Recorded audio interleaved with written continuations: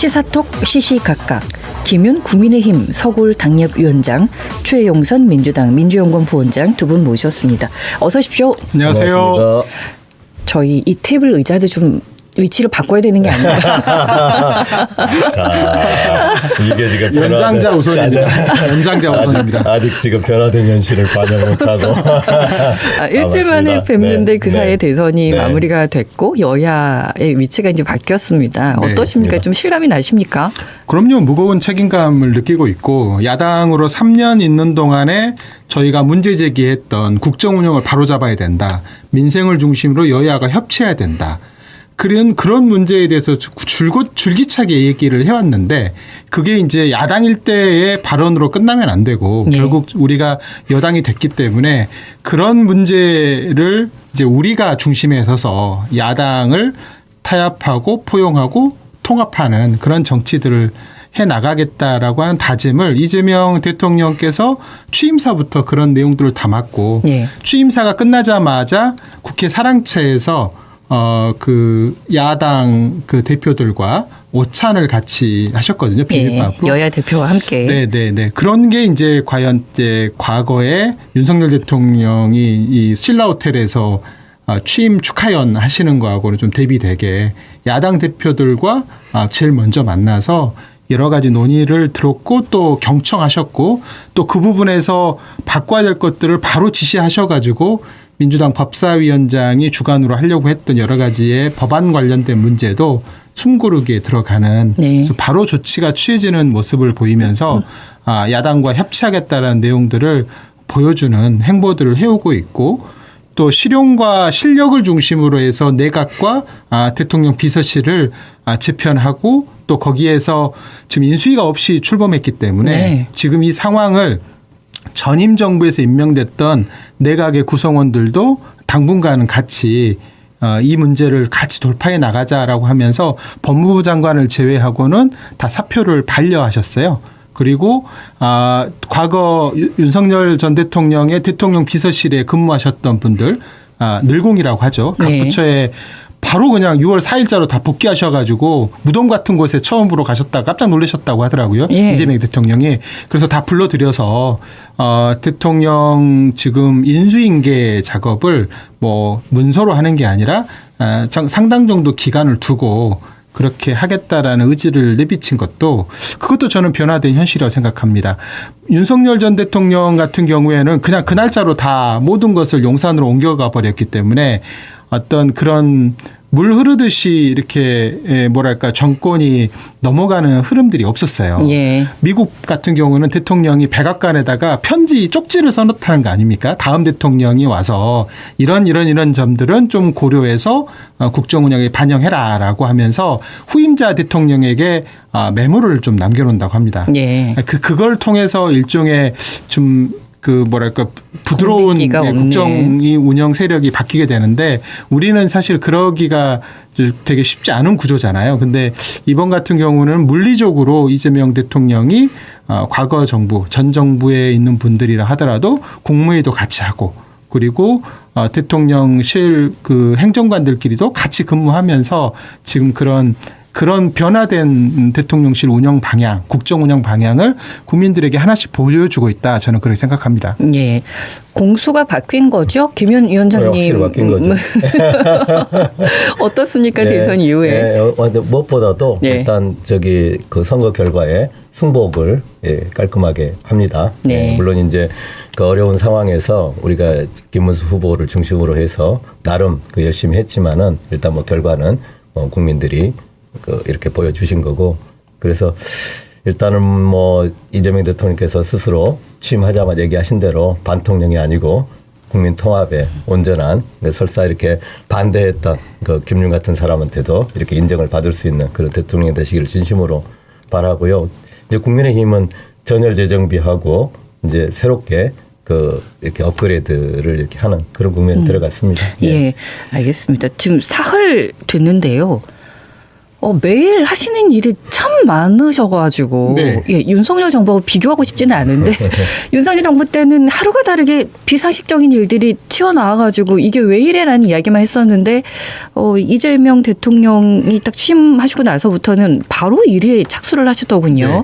첫 국무회의 주재하셨을 때도 전 정부에서 임명했던 장관들과 함께 계속해서 질문을 던지고 또 던지고 그건 아마도 빠른 시간 내에 일정들을 그리고 내용들을 파악하겠다라는 네. 의지를 피력하셨던 것 같은데 네. 매일매일 어떻게 돌아가고 있습니까? 100일 계획이라는 게 있습니다. 그러니까 예. 대통령이 되고 나서 사실 100일이 국민들에게 이재명 정부가 어떻게 나아가는 거구나라는 걸 보여줄 수 있는 시간입니다. 그 바이든 날리면이 그 100일 시간에 다 벌어진 일이거든요. 네. 그러니까 지금 생각해 보면 왜 이 100일이 중요하냐면 저 국정운영 세력의 준비된 역량을 우리가 엿볼 수 있는 그런 시간이라고 보여지기 때문입니다.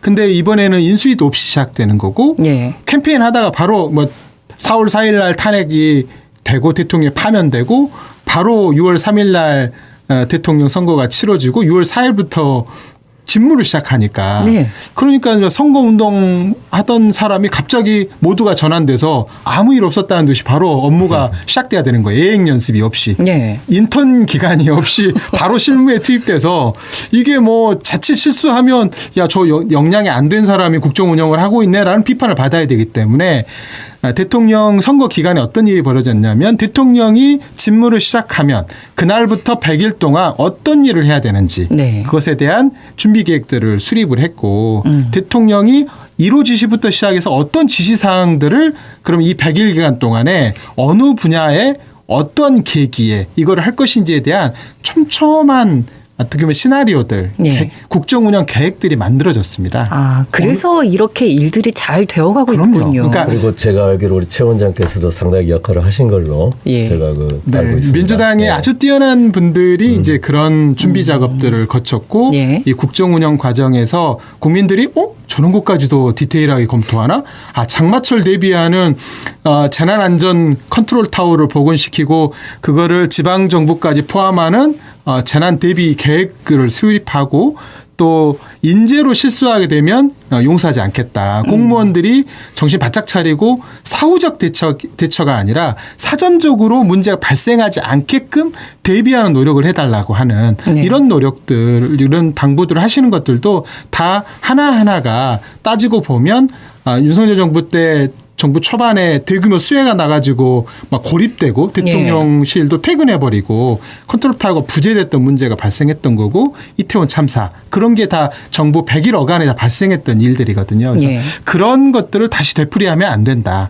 그리고 대한민국이 다시 어떻게 보면 시스템에 의해서 움직여가는 그런 모습들을 보여주기 위해서 굉장히 오랜 기간 많은 인원들이 참여해서 이런 100일 계획들을 잘 수립했고 예. 대통령께서 하나하나 이제 준비된 어떤 포석들과 이런 내용들을 밟아가고 계신다 이렇게 말씀드리겠습니다. 저는 좀 겹쳐지게 들리는 것이 최영선 부원장께서 이 자리에서 우리 산불 크게 났었을 때 네. 지금 컨트롤 타워가 없습니다라고 네. 굉장히 열변을 토하셨었거든요. 네.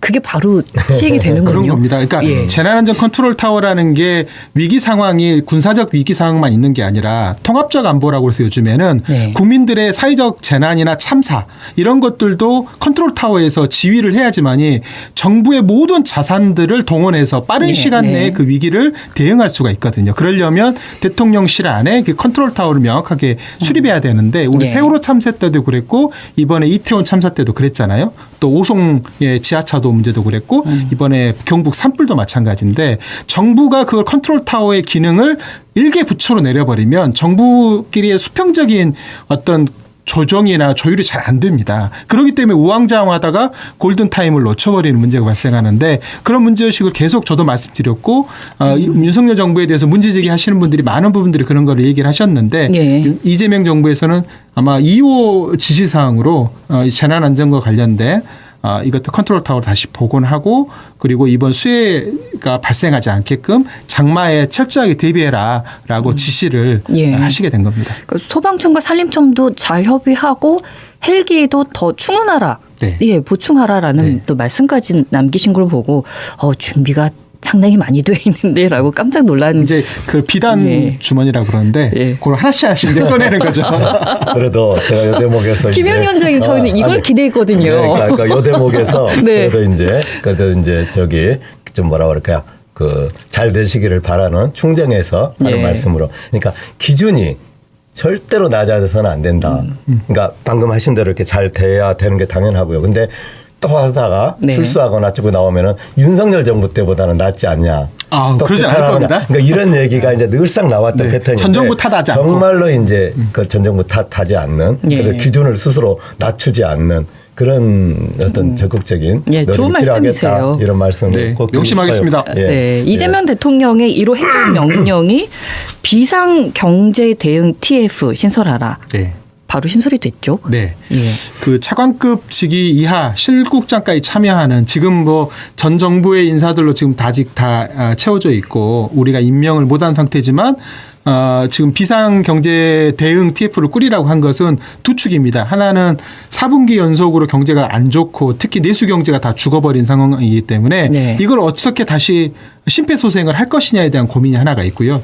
두 번째로는 트럼프 지금 관세 문제가 7월 9일까지 유예를 했는데 이게 이제 좀 철강이나 알루미늄과 같은 다른 분야까지 계속 이렇게 확전되면서 트럼프가 변칙으로 관세 문제를 이제 통상 압박으로 밀려 지금 오고 있지 않습니까? 예. 그 문제에 범정부적 대응을 해야 된다. 그러기 위해서 지금 저희가 인사들을 지금 임명하는 절차들을 하고 있지만 속도감 있게 좀 하기가 어려운 상황이거든요. 그렇기 때문에 현재 있는 우리가 갖고 있는 모든 자원들 뭐 전 정부 인사를 한다 하더라도 또 국책 연구기관까지 참여해서 민간까지 참여하는 이런 또 두 트랙에서 지금 파고가 몰려오고 있는 비상 경제적 상황을 같이 대응하자. 예. 이제 그런 취지에서 1호 지시를 하신 겁니다. 일단은 상징적인 것은 경제를 우선 살려보겠다. 네. 라고 읽으면 될까요? 하반기 경제 상황이 너무 안 좋을 거로 예상됩니다. 아직 예. 관세 문제는 저희까지 밀려오지가 않았는데 당장 지금 현대자동차나 우리 기아자동차의 수출이 좀 빠른 속도로 줄어들고 있거든요. 한 자릿수로 네. 수출이 되고 있다고. 그러니까 지금 내수 경제가 어려운 상황에 수출로 먹고 사는 나라가 이 수출 문제가 관세에서 딱 가로막혀 버리면 예. 그러면 정말 동맥경화 같은 일들이 벌어지기 때문에 그런 문제에 대한 선제적 대응도 필요하고요. 또 가계부채나 이런 문제 때문에 자영업이 몰락되게 되면 또 이 자영업이 돈이 안 돌아가지고 동맥경화가 발생하게 되면 같이 무너져 버리는 문제가 발생할 수 있어서 추경을 빠른 속도로 지금 할 준비를 해야 되는 거고 예. 거기에 지역화폐를 동원해 가지고 이른바 승수효과인데 지역에 돈이 돌게 하는 여러 가지의 대비책들 그런 것들을 지방정부랑 같이 만들기 위한 준비 작업들 그것도 좀 오랜 기간 좀 준비를 해놨습니다. 이제 네. 그거를 이제 실행에 옮기면 되는 단계다 이렇게 말씀드리겠습니다. 그런데 요 대목에서 네. 제가 이렇게 짚지 않을 수밖에 없는 게 저는 이제 이재명 대통령께서는 상당히 지금 선의와 적극적인 의지를 가지고 그런 어떤 민생 중심으로 완전히 지금 국정의 패러다임을 바꾸려고 그런 이제 그 성실한 시도를 하시고 있다고 저도 느껴져요. 근데 이게 이제 손발이 맞아야 되는데 지금 더불어민주당의 그 강성파 의원들은 제가 볼 때는 이제 상황이 바뀌었는데도 옛날 기조를 지금 계속 밀고 나가고 있거든요. 그래서 전체적으로 아까 이제 100일 계획 말씀하셨지만은 전체적으로 집권했을 때 3개월이 중요하고 3개월 중에서도 사실은 제일 중요한 게 3일이거든요. 아. 예, 이때 이제 이미지가 강력하게 각인되거든요. 근데 최초에 더불어민주당 강성파 의원들이 뭘 했냐면은 대법관들 30명으로 늘리는 이게 먼저 나왔다고요. 민생보다도. 그래서 사람들한테는 저게 뭐지? 통합하겠다고 하면서 여전히 옛날 야당의 시절처럼 그걸 밀고 나가지 하는 의구심을 실제로 상당히 많이 이렇게 초래하게 됐고 저 같은 경우도 이거 아닐 텐데 하는 그런 우려가 있거든요. 그래서 이런 부분들에 대해서는 저는 조금 내부에 저는 어떤 기조 전환이 필요하다 이런 생각을 합니다. 예. 그러니까 이거 지금 제가 중심으로 드리는 초반에 말이에요. 아마 예. 2인 삼각경주가 될 거라고 생각합니다. 그러니까 지금 호흡을 맞추고 발을 맞춰야 되는 시간이 필요한 거고 예. 국회 역할과 대통령의 역할이 좀 이원화가 될 겁니다. 그래서 대통령이 해야 될 것은 국민들의 생각들을 하나로 모으면서 지금 비상경제 상황을 극복하기 위한 노력을 하는 것. 여기에 한 축이 있는 거고요. 국회는 지금 국민의힘도 원내대표를 다시 뽑아야 되는 상황이고 민주당도 다음 주에 원내대표를 다시 뽑아야 되는 상황입니다. 그래서 새로운 원내지도부가 꾸려지게 된다면 이런 입법적 사항과 관련된 문제에 대해서는 여야 간의 원내대표 간에 어떤 협의와 합의하는 노력들이 먼저 선행이 될 거고 예. 대통령은 그것보다 한 발짝 떨어져서 지금 국민들을 통합하는 데 좀 방점을 두고 그 업무 추진을 하기 위한 지금 업무 보고도 좀 받으셔야 되고 또 정부 전체에 어떤 새로운 기운을 불러들이기 위한 국정과제를 재정리하는 문제라든지 그다음 국정 지표, 국정의 비전을 제시하는 문제들을 앞으로 한 60일간 이제 벌일 거기 때문에 대통령은 그런 부분에 좀 많이 집중하실 거고요. 예. 국회는 국회의 입법 과제들을 좀 중심하는 투트랙으로 좀 가지 않을까 이렇게 생각합니다. 알겠습니다. 그 100일 안에 해야 될 정책들 중에 가장 우선시 두고 있는 것이 뭡니까? 우선은 민생하고 성장의 동력을 예. 어떻게 다시 살릴 거냐 문제입니다. 예. 아. 이번에 국무회의 하는 과정에 그 과기부 장관에게 R&D를 비롯한 그동안에 지금 이 국가의 R&D 예산을 깎아버려 가지고 그거로 인한 피해가 좀 많이 발생했잖아요. 예. 그런 문제도 지적을 하셨거든요. 이제 그런 것부터 시작을 해서 지금 뭐 금융 차원에서는 지금 대출 관련된 문제라든지 금리 문제라든지 네. 아니면 지금 금융권에서 예대 마진이 너무 지금 그죠. 폭이 커져버려 가지고 이제 그렇게 발생하는 금융권은 과대한 이익을 만들고 있고 그 피해는 또 국민들에게 다 가 있는 이런 문제가 있지 않습니까? 그다음에 주식시장을 지금 불이 붙었습니다. 2,800포인트가 넘어갔는데 이것이 다시 상승 궤도를 타려면 결국은 주주 이익을 대변하는 이제 국민들의 절대 다수의 주주이익을 대변하는 또 상법 개정 문제도 남아있고 이런 것들은 국회 차원의 논의를 돌리고요. 이제 민주당이 아닌 정부의 입장으로 보면 아까 성장 동력을 어떻게 살릴 거냐. 예. 그러니까 3분기에 더 경제가 어려워질 걸로 보여지기 때문에 어떻게 보면 재정정책을 확장적 재정정책을 써야 되거든요. 돈을 좀 풀어야 되는 측면이 있습니다. 예. 그래서 그런 노력들에 대한 준비 작업들을 지금 아마 할 것으로 보여지고 또 예.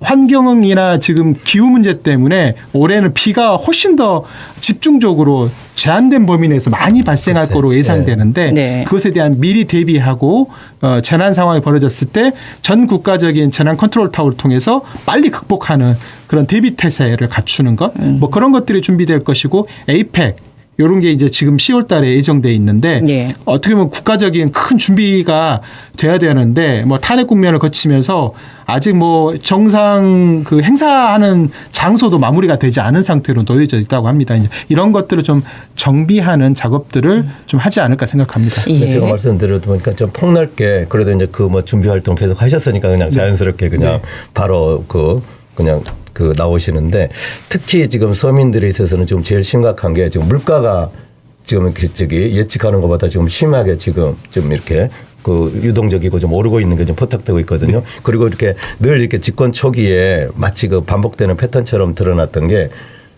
부동산. 특히 그중에서 서울 아파트 값에 지금 이렇게 그 추이가 지금 심상치가 않거든요. 그래서 이런 문제 같은 경우가 가장 민감하고 직접적인데 여기에 대해서 조금 더 저는 정확하고 과감하고 올바른 대책이 있지 않으면 또 금방 민심이라는 건 좀 돌아설 수 있다. 이런 부분들은 아마 제가 화가 날 수는 없지만 네. 비상경제 상황에 대한 저희 나름대로 준비가 끝나게 되면 아마 여야 간에 이런 문제와 같이 극복해 나가기 위한 아마 협의하는 논의들이 벌어지지 않을까 생각합니다. 예. 제가 경험으로 비춰보면 문재인 정부 때도 야당 대표들을 상춘제 청와대로 초청을 해서 상황에 대한 설명을 하고 추경의 불가피성들을 얘기를 하고 대통령이 직접 시정연설을 통해서 추경에 대한 요청을 드렸던 경험이 있거든요. 예. 근데 그런 거를 비춰보면 이번에도 그럴 가능성이 있다. 그래서 저희가 준비되는 대로 야당과 협의하는 작업들을 보여줄 거다. 이게 이재명 정부가 과거하고는 달리 변화된 정치 환경 그리고 정치의 태도 어떻게 우리가 국민들의 요구들을 받아 안을 것이냐 여야가 어떻게 협력할 것이냐를 놓고 달라진 모습들을 아마 보여드릴 겁니다. 예. 네. 취임한 지 4월 됐는데 서울 부동산이 들썩거린다는 얘기를 누구의 책임으로 돌려야 될지 모르겠습니다. 근데 그게 이제 뭐냐면은 이게 정확하게 원인 규명을 한다는 게 전문가들 쉽지 않아요. 근데 현상은 그렇게 드러났는데 문재인 정권 초기에도 사실은 부동산 잡겠다고 제일 강력히 그걸 이렇게 공약으로 내걸었는데 역설적이게도 문재인 정부 때 엄청나게 이렇게 뛰었거든요. 그래서 마치 오히려 좀 이렇게 더불어민주당 저희들 집권하면 오히려 역설적으로 부동산이 막 요동치고 하는 패턴이 있었거든요. 그러니까 그런 부분들도 일정하게 좀 심각하게 이렇게 그 문제의식을 갖고 지금 대처해야 될 거다. 부동산 문제에 예. 있어서는 예. 지역에 있는 건설사들이 다 지금 무너지게 생겼어요. 지역은 무너지게 생겼죠. 그건 서울이 너무 문제라니까, 지금 심각한 서울 상황이어서 시내. 예, 이거를 간단하게 얘기할 수 있는 문제는 늘 이런 아닌 것 정책적 같습니다. 문제로만 토론했으면 좋겠습니다. 예, 너무 뺑 얘기 안 하고 뭐 너무 좋죠. 너무 좋지 않습니까? 근데 이제 경기가 안 좋기 때문에 민생 지원금, 지역 화폐를 네. 지급할 수 있는 걸 지금 검토 중에 있다는 얘기가 네. 나오는데 나라가 현재 너무 가난하지 않습니까? 네. 그래서 추경도 말씀을 하셨는데 어느 정도 확보할 수 있을 거라고 예상을 하십니까? 뭐 저는 쓸 수 있는 카드를 지금 다 써야 되는 상황으로 보여진다라고 말씀드릴 수 있을 것 같고요. 예. 그러니까 지금 자영업의 붕괴 상황이 어떤 상태로 됐냐면 저녁 시간에 아마 식당을 가보시면 체감하실 거라고 생각합니다.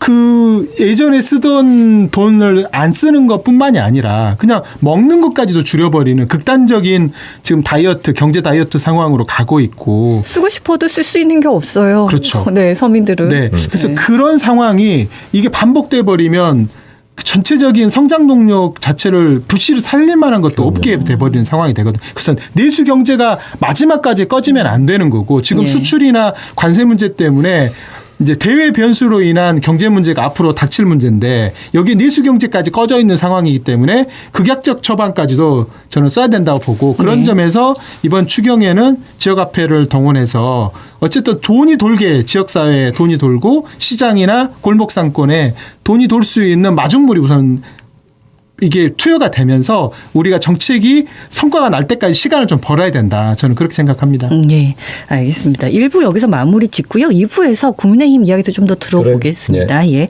최영선 민주당 민주연구원 부원장, 김윤 국민의힘 서울 당협위원장과 1부 함께했습니다.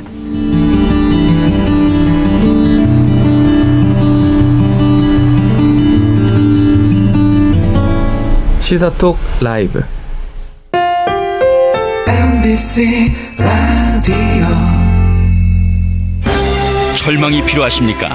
신뢰와 기술력으로 KS 제품을 인정받은 대양 철망, KS 낙석 보호막, KS 돌망태, 울타리 자재 등 각종 철망을 직접 생산하는 대양 철망.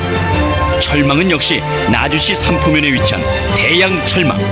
나주 337-4747. 부동산권 지오 마라톤 그 네 번째 여정이 달림이 여러분의 뜨거운 성원에 모두 마감됐습니다. 그리고 부동산권 세계 지질공원 재인증을 위한 세 번째 도전이 7월 28일부터 31일까지 이어집니다. 역사와 문화, 생태와 지질학적 보존 가치를 지닌 부동산권 세계 지질공원 2025 부동산권 지오 마라톤과 유네스코 세계 지질공원 재인증. 부동산을 사랑하는 여러분이 주인공입니다. 이 대회는 광주광역시, 전라남도, 담양군, 화순군, 전남대 지질관광사업단, 광주문화방송이 함께합니다.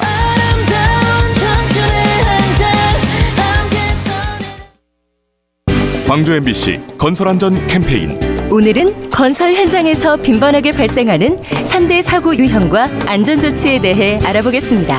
먼저 건설 현장에서의 3대 사고 유형에는 무엇이 있는지요?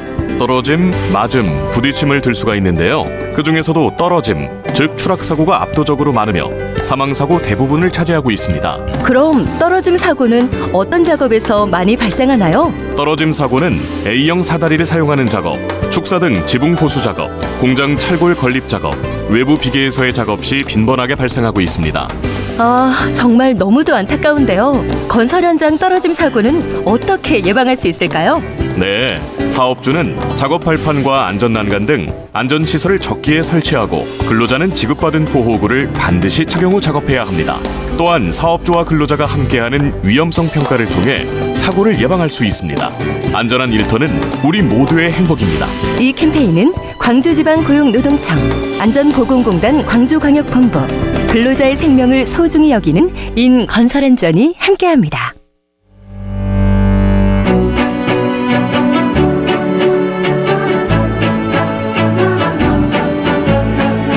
여러분은 지금 퇴근길 시사 프로그램 시사톡 라이브와 함께하고 계십니다. 의견 주실 분은 짧은 글 50원, 긴 글 100원의 정보 용료가 들어가는 문자 메시지 샵 2626번이나 유튜브 라이브 채널 광주 보라에서도 댓글로 참여하실 수 있습니다. 끝까지 시사톡 라이브와 함께해 주세요.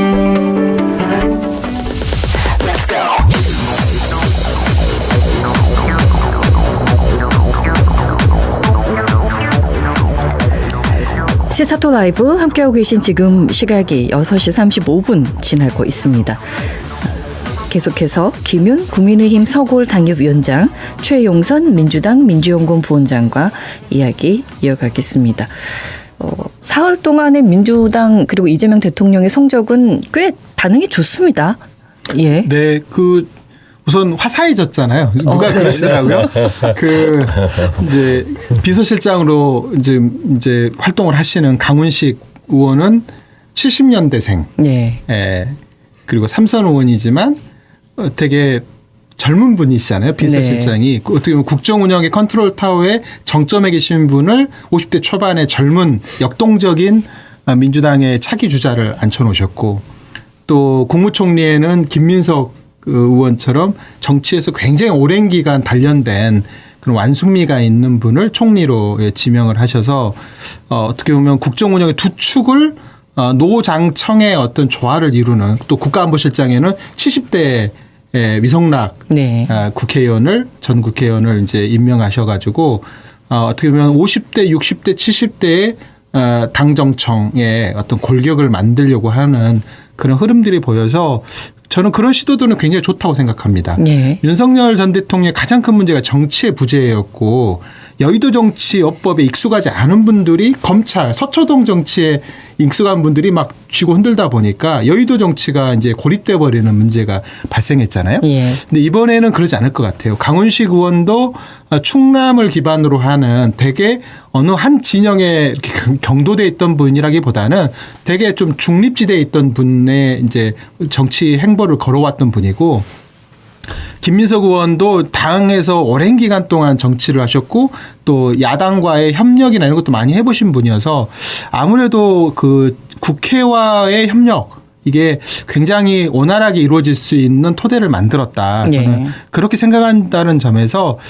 좀 높은 점수를 주고 싶습니다. 이게 정치인 거죠. 네. 법률 용어가 안 나와서 저는 너무 좋습니다. 정치 이야기하는 저기 게. 김민석 의원이나 강훈식 네. 의원을 제가 사적으로도 비교적 잘 아는 편인데 예. 두 사람 다 상당히 긍정적인 의미에서 그 정치의 역량이 상당히 있는 사람들입니다. 그래서 네. 이제 물론 이제 김민석 지금 이제 총리 지명자죠. 국무총리 지명자인데 후보자. 예. 청문회를 하게 되면 상당히 개인적인 행적과 관련해서는 비난이나 비판거리가 많이 있을 겁니다. 그래서 그거 이제 그 차원에서 또 이렇게 엄정하게 진행돼야 되겠지만, 어쨌든 얘기하신 대로 김민석 후보자. 후보자의 지금 정치적 역량이나 그다음에 뭘 이렇게 추구할 거에 대해서는 저는 좀 긍정적으로 보는 편입니다. 적어도 그 부분에 관해서는. 인선에 대해서. 그래서 고생은 좀 할 겁니다. 그러나 과거 행적이 좀 오점들이 좀 상당히 많이 그렇습니까? 나죠. 그럼요. 그건 뭐. 6월 가까이 하죠, 13일에 뭐. 네. 민주당도 원내대표, 당대표 다 선출이 되는 겁니까? 당대표는 아마 8월에 대표 선거를 할 것 같고요. 예. 원내대표는 다음 주에 하게 됩니다. 우리도 16일에 합니다. 16일에 예, 이미 합니까? 사실상 국민의힘. 합의를 봤습니다. 어떻습니까? 국민의힘 분위기는 당내 분열 있다는 이야기도 계속 들려왔어요. 분열이라기보다도 이미 그 전에 이거 비밀도 아니니까 어쨌든 예. 지금 권성동 원내대표하고 이제 물러나셨지만은 전 권영세 비대위원장, 그리고 그 이후에 이제 지금 김용태 지금 비대위원장 이런 체제인데, 예. 어쨌든 그분들 중심으로 운영돼 왔던 일정한 이제 하나의 그걸 이제 친윤파라고 하는데, 그건 제가 볼 때는 이미 좀 과거 얘기고 일종의 이제 국민의힘의 일종의 구주류라고 말할 수 있겠죠. 그런 예. 분들이 어쨌든 지금 좀 계시는 거고, 반면에 이제 이번에 김문수 후보를 중심으로 해가지고 구주류하고는 좀 다른 흐름이었다고 봐야 되거든요. 그런데 상당한 정도 이번에 개인의 어떤 이력과 관련해 가지고는 상당히 긍정적인 공감을 많이 얻었던 거고, 그래서 파도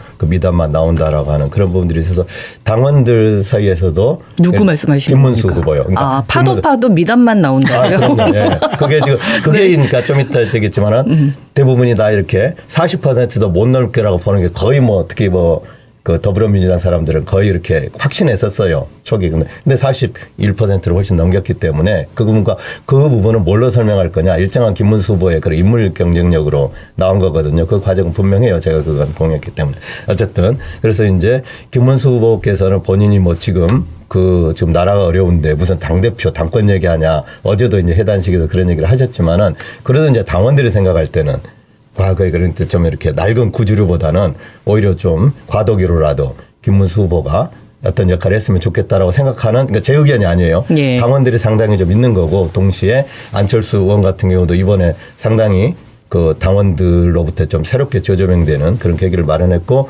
또 당을 넘어서 일반 국민들 사이에서도 안철수에 대해서 조금 달리 보게 됐다. 이런 평가가 좀 형성됐기 때문에 저는 이제 그 일정하게 이제 구주류는 제 이제 짐작입니다만 일정 정도 지금 이제 좀 물러나고 예. 어쨌든 김문수 의원 신주류나 그 다음에 사실상 이제 그 비주류라고 분류하기는 조금 무리는 있지만은 비주류에 가깝다고 봐야죠. 한동훈 전 대표를 중심으로 해가지고 한동훈 대표가 좀 의혹이 있기 때문에 당을 쇄신하겠다라는 아마 이제 요런 이제 이렇게 경쟁하면서 재정비되는 그런 이제 구도로 갈 가능성이 저는 높아 보입니다. 근데 제가 우려스러운 게 이제 이런 겁니다. 민주당은 원내대표 선거에 김병기 의원하고 서영교 의원이 이제 1대1로 맞붙는 그런 이제 경선이 이제 벌어지고 당대표 선거는 임시 전당대회를 할 거냐 정기 전당대회를 할 것이냐가 아직 정해지지 않았습니다. 그게 이제 어떤 차이가 있냐면 잔여 임기 를 1년만 할 거냐 아니면 새로 2년짜리 임기에 대표를 뽑을 것이냐에 이제 그렇죠. 그런 아직 정리가 되지 않았기 때문에 8월 전까지 고르게 정리하는 작업이 있을 거고요. 원내대표가 그래서 초반에 정치과 관련된 드라이브를 좀 걸려고 이제 아마 할 겁니다. 국민의힘은 선거에서 대선에 졌잖아요. 예. 그럼 일신하는 모습이 필요한데 원내대표에 지금 거론되는 분들이 김기현 전 대표, 나경원 전 원내대표 이런 분들이 지금 출마하시겠다라는 거예요. 예. 근데 이분들이 제가 보기에는 이제 이런 수까지도 저는 있다고 봅니다. 만약에 비대위 체제로 당대표를 뽑지 않고 계속 내년 지방선거까지 끌고 가려고 하는 흐름도 하나가 있을 것이고요. 만약에 한다고 했을 때 원내에 있지 않는 또 당대표가 또 뽑힐 가능성 이런 가능성까지 또 대비하는 게 아닌가라는 생각이 좀 들어요. 가령 한동훈 대표가 만약에 당대표로 출마한다고 했을 때 그랬을 때는 다시 야당이 된 국민의힘이 힘이 결집되지 않고 이게 완전히 좀 양분되는 그런 상황으로도 갈 수 있거든요. 근데 이런 것들이 사실은 김기현 원내대표나 전 대표나 나경원 전 원내대표는 이 책임을 지고 일선에서 좀 물러나셔야 될 분들인데 이런 분들이 다시 원내대표를 통해서 다시 정치 무대의 중심으로 들어오겠다 하는 것 자체가 지금 이 선거의 패배에 대해서 전혀 패배라고 인식하지 않고 있고 오히려 구주적 질서들을 어떻게 하면 다시 강고하게 재정립할 것이냐를 놓고 고민하고 있는 게 아닌가 그렇게 생각하게 만드는 그런 행보로 저는 보여지거든요. 그러니까 이런 우려가 분명히 좀 있는 건 사실인데 책임을 지지 않는 이제 국민의힘의 모습으로 비춰지고 있거든요. 그러니까 아까 말씀드린 대로 근데 중요한 건 당원들이에요. 그러니까 그랬지만은 지난번에 김문수 후보가 최종 후보로 선택되는 과정에서도 완전히 판을 뒤집었던 게 당원들의 의지였잖아요. 당원들의 투표에서 저는 이번 패배한 상황에서는 더 저는 그게 중요하고 아까 말씀드린 대로 상당수의 핵심 당원들의 그 의지와 방향은 제가 볼 때는 거의 분명합니다. 그래서 구주류가 그런 식의 시도는 나름 할 수 있겠지만은 현실화되기는 매우 어려울 거고 그래서 결국은 저는 아까 말씀드린 대로 김문수, 안철수 이를 중심으로 하는 일정한 정도 하나의 이게 이제 만약에 이게 이제 현실화 된다면 신주류가 되는 거죠. 낡은 주류가 퇴진하고. 그러니까 과거에 친윤이 뭐냐 하는 이제 아무 의미가 없는 거 그래 되는 거고 또 한동훈을 중심으로 제가 볼 때는 그것도 굉장히 건강한 저는 하나의 국민의힘의 자산이라고 저는 생각합니다. 그래서 이게 이렇게 좀 선의의 경쟁도 하고 다시 힘이 모아지는 그렇게 재정비될 가능성이 약간의 제 희망사항까지 섞어가지고 있다 이렇게 정도 말씀드립니다. 어느 쪽에 더 가능성을 두십니까? 제가 볼 때는 그래도 이제 그 김문수, 안철수 이 흐름이 더 이렇게 강한 주류가 된 건 부인할 수 없습니다. 이건 그렇습니까? 선거 과정에서 그렇게 형성된 거기 때문에 그렇게 판단됩니다. 안철수 의원을 다시 봤다고 하는 분들이 꽤 많습니다. 어떤 부분에서요? 아까 이게 사실은 국민의힘에서 주류의 코어 그룹, 중심 그룹 안에 늘 비껴나가 계셨던 분이었는데 그냥 그 정도 아닙니다. 완전히 왕따 돼. 그러니까 그렇죠. 안철수라는 서러울 정도. 안철수라는 한 개인만 보였는데 어느 순간 되니까 그냥 중심 있는 사람이 다 무너지면서 안철수 의원이 좀 더 초지일관된 모습, 정치인으로 보면 지조 있고 뭐 결기 있는 절개 있는 모습들을 계속 보여주고 계셔서 오히려 저게 국민의힘에 이제쯤 한번 안철수 의원에게 중심을 한번 맡겨봐야 되는 거 아니냐라고 하는 흐름들이 국민의힘 바깥에서도 그렇고 국민의힘 안에서도 자연스럽게 좀 만들어지고 있는 게 아닌가. 그래서 제가 그 말씀을 드린 거예요. 네, 이론대로. 예. 제가 그래서 보기에는 네. 국민의힘에 드디어 안철수 의원이 안착을 하셨다. 아, 국민의힘에서 윤석열 전 대통령의 그림자가 지워지면서 단일화하고 들어오셨잖아요. 네. 그리고 안철수 의원이 드디어 뿌리를 내리기 시작했다라는 그냥 느낌이 네. 들게 만드는 요즘입니다. 좀 과하게 말씀을 드리면 우리 코너가 양 당에 좀 힘을 네. 좀 쉽게 불의를 하면 네. 최영선 부원장께서 늘 이 시간에 언급을 하셨었던 일들이 지금 이제 현실화 될 겁니다. 예, 현실화되고 있는 모습들이 네. 지금 비춰지고 있는 것이고 네. 그다음에 김윤 위원장께서 말씀하셨던 것들이 안철수 네. 의원에게 좀 실현이 돼서 네. 국민의힘에 네. 힘을 주고 있는 것 같습니다만. 네, 저희가 네. 1년 동안 네. 토론하는 과정에 예. 사실은 그게 네. 되게 양당으로 보면 합리적이고 또 그게 실현 가능한 법한 그런 논의들을 저는 해왔다고 생각하거든요. 저희가 네. 허무맹랑한 논평을 하거나 시덥잖은 논평을 한 게 아니라 어떻게 보면 그렇게 가야 된다는 당위에 관한 그렇습니다. 얘기도 말씀드렸고 네. 어떻게 보면 이렇게 예측이 되는 이성적인 얘기도 말씀드렸던 측면도 좀 있는 것 같아서 이제 그게 이제 민주당으로 보면 하나씩 국정 운영의 주도 세력이 됐으니 이게 구현될 수 있게끔 만드는 작업도 이제 구체적인 실행 계획을 만드는 그런 노력들이 이제 앞으로 필요할 거고 국민의힘도 변화의 시기이기 때문에 그동안 비판했던 부분들을 이제 국민의힘을 변화시키는 데 좀 노력을 하셔야 되는 시간이 된 게 아닌가 생각합니다. 그리고 예. 특히 이제 결국 어떻게 이제 여기도 비대위 체제를 좀 더 연장을 할지 또 전당대회를 할지 이건 제가 아직 미지수인데 제가 볼 때는 당원들이 정식으로 전당대회를 하자는 요구가 더 많을 거라고 생각합니다. 그래서 예. 한다면은 9월달 정기국회가 이루어지기 전인 8월달 정도 할 가능성이 높고 예. 그렇게 되면은 저는 아까 말씀대로 김문수 지금 이제 후보 그다음에 안철수 지금 의원 한동훈 대표 전 대표 이 어떤 사이에서 일정하게 예. 경쟁과 흐름이 형성되면서 이제 전열 정비가 좀 돼갈 것이다. 그 말고 만약에 그렇게 되면은 제일 중요한 게 지금 이제 민생과 경제 살리기 아닙니까? 예. 이 관련해 가지고는 상당히 제가 볼 때는 열린 자세로 그거 이제 이번 대통령 잘 하셔야 되는 거죠. 네, 네. 그러면 상당히 그런 부분들이 그 전에하고는 다른 차원으로 실질적인 논의로 말 그대로 이제 정책 경쟁을 활발하게 하고 합의해서 하는 그런 흐름이 저는 형성될 예. 거라고 기대를 합니다. 예. 실제로 그렇게 할 겁니다. 제가 두 분을 네. 뵈면서요. 지난주 그러니까 지금까지 쭉 유지해왔던 기조하고 오늘은 상당히 좀 다른 느낌을 받는데 최영선 부원장께서 국민의힘의 코멘트를 상당히 적극적으로 하고 계시고요. 그러네요. 그리고 김윤 위원장께서도 상당히 부드러워지신 느낌이 좀 있고요. 야당의 느낌이 좀 드러납니다. 자리를 잘 잡아가고 있나 봅니다.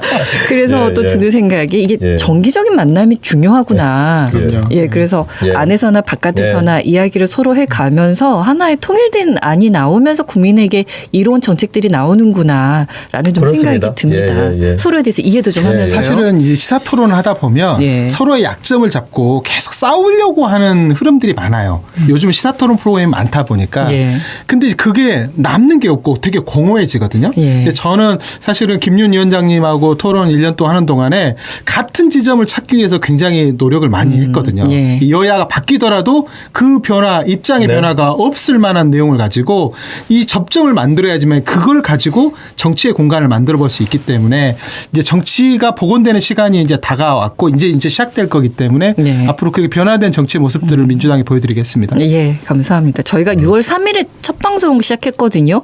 그리고 처음부터 저희 두 분을 모셨기 때문에 네. 이 코너도 벌써 1년을 지금 다 넘어가고 있는 시점이에요. 네. 거의 가족 같은 네.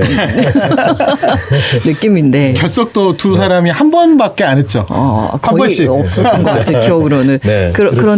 네. 마지막까지 훈훈한 건 제가 볼 수가 없어서요. 특검법이 통과가 되지 않았습니까? 네. 세 가지. 네. 예. 어떻게 보십니까, 양당에서? 저는 뭐 이거를 가지고 정치 보복이라고 하면 우리 방송 1년 동안 들어보셨던 분들은 다 아니다라고 말씀하실 거라 생각하고요. 그렇기 때문에 그때 이런 일이 미연에 벌어지기 전에 특검을 통과시켜 달라고 말씀드렸던 건데 어찌됐든 국회가 통과시킨 거에 대해서 이재명 대통령은 거부권 행사 없이 그대로 추진할 예정입니다. 예. 아마 역대급의 특검이 벌어질 건데 그 특검은 누가 개입할 수 있는 게 아닙니다. 그러니까 특검이 자체적인 수사를 벌이고 기소를 하는 과정이기 때문에 국민적 의혹들이 많이 벌어졌고 그 의혹들을 이제 하나씩 실체로 확인하는 작업들을 앞으로 벌이지 않을까 생각하고 더 이상 그게 별건으로 확장되지 않게끔 하는 것 그거는 이제 정치권에서 여야가 합의해서 그 이상의 일들이 벌어지지 않게끔 하면 될 것 같고요. 예. 검찰이 난입하는 일 그런 일은 아마 없을 겁니다. 네. 규모가 상당히 크더군요. 지금 예상되는. 거의 지금 170일이니까 올해 말까지 하는 거거든요. 12월에 끝나는 거예요. 예. 그러니까 이왕 한 거 저는 정말로 한치의 국민적 의혹 남김없이 정말로 깔끔하고 공정하게 이루어졌으면 좋겠다. 이렇게 좀 기대하고요. 예. 다만 그래도 이제 아무리 아니라고 하지만 우려는 할 수밖에 없거든요. 자칫하면 그게 배짱잔 차이거든요. 정치 보복. 뭐 적폐 청산한다라고 하는 이거 그러니까 백장장 차이기 때문에 그런 하나의 미묘한 부분들은 이제 국민들의 의혹을 초래하지 않도록 그러니까 정확하게 그 깔끔하게 하더라도 잘 좀 정치를 잘했으면 좋겠다. 우려되는 부분은 어떤 점입니까? 그게 이제 저거거든요. 두 가지 아니에요. 일단은 그 누가 그러면은 임명하냐. 결국은 이제 조국 혁신당하고 이재명 대통령 두 사람이 이제 검사를 임명하는 거 아닙니까? 네. 민주당과 조국 그러니까 혁신당에서 실질적으로 그러니까 추천한 제가 분은 좀 실질적으로 네, 이재명 네, 대표하고 네. 조국 대표가 임명한다 이렇게 이제 얘기를 제가 말씀드리는 거고요.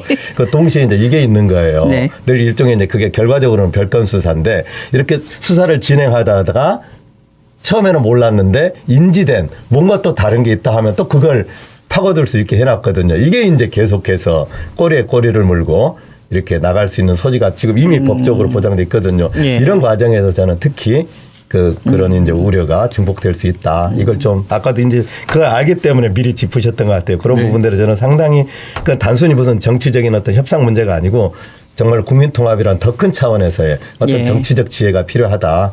엄정할 건 엄정하지만은 이게 말같이 쉽지 않습니다. 그러니까 정의 실현이냐 정치 보복이냐. 최상병 특검은 이미 다 많은 게 나와 있고 700에 8080 그 번호의 주인이 누구냐. 누가 전화를 해서 이른바 박정훈 대령을 집단항명 수개로 몰아간 그리고 그 실체적 진실을 가로막은 사람이 누군지를 확인하는 작업들이 금방 저는 드러날 거라고 생각하고요. 예. 김건희 특검 같은 경우에는 도이치모터스 주가 조작 사건 이것도 다 드러난 거죠. 그렇죠. 거기에다가 명태균 게이트와 관련된 거는 이제 앞으로 창원지검에 덮었던 것들이 얼마나 확전되느냐 이게 남은 거고 또 건진법사의 뭐 샤넬백이라든지 이런 문제도 이런 게 이제 뭐 코이카 통해 가지고 통일교를 지원하려고 했던 흐름도 이런 거는 언론에 많이 나온 것들이 예. 과연 이제 검찰 수사를 통해서 어떻게 나오느냐 이것만 좀 지켜보면 될 것 같습니다. 내란 문제는 이거는 뭐 우리가 그동안 알지 못했던 내용들을 지금 국가수사본부와 공수처와 그리고 국방부의 조사본부가 지금 광범위하게 하고 있는 것들을 다 특검으로 이관을 시켜가지고 거기에서 하게 되면 오히려 각 기관들끼리 경쟁하던 거 또 중복수사하던 것들이 좀 더 좁혀지고 또 깔끔하게 정리되는 또 측면도 좀 있습니다. 그래서 그런 시간이 좀 늦었지만 이제라도 좀 출범이 돼서 국민들에게 의혹이 없이 밝혀지기를 좀 기대합니다. 예, 이재명 정부 출범과 함께 해야 될 일이 참 산적해 있습니다. 국민을 위한 삶 그리고 그동안에 잘못돼 있었던 일들을 수사를 통해서 정당하게 책임을 지우는 일, 외교, 뭐 안보, 교육, 의료까지 이제 전체 다 잘 해주시기를 부탁드리면서 이 시간을 오늘 마무리하겠습니다. 두 분 고맙습니다. 감사합니다. 최용선 민주당 민주연구원 부원장, 김윤 국민의힘 서울 당협위원장과 함께했습니다. 언제 어디서나 내 손 안의 뉴스 광주 MBC 뉴스 유튜브 구독으로 함께하세요.